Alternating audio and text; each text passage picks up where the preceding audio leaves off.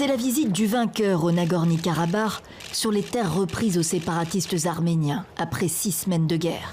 Le président azerbaïdjanais en treillis, accompagné de son épouse et vice-présidente, se mettent en scène.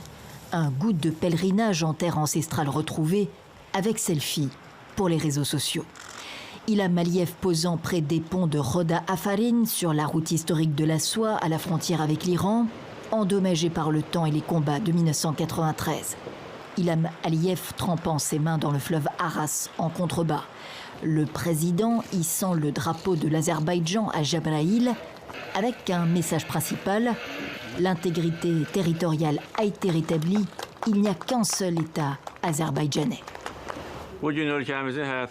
C'est un jour historique pour notre pays. Aujourd'hui, nous posons les fondations de la voie rapide Füzuli-Choucha. Choucha, deuxième ville du Nagorno-Karabakh, également reprise aux séparatistes arméniens. À Füzuli, Ilham Aliyev est accueilli en héros. Un bain de foule au cri de Karabakh azerbaïdjanais et la promesse de faire payer les vaincus pour 30 ans d'occupation. Comme je l'ai dit, ils vont devoir répondre devant la Cour internationale des dommages infligés. Nos pertes pendant 30 ans vont être évaluées par les experts. Mais le président Aliyev le dit aussi, le peuple arménien n'est pas l'ennemi. L'État azerbaïdjanais est multiethnique, multiconfessionnel et progressiste.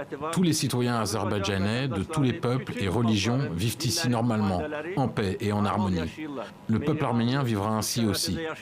Nous n'avons rien contre le peuple arménien. En attendant, civils et militaires arméniens vont devoir quitter certaines localités repassées sous contrôle azerbaïdjanais.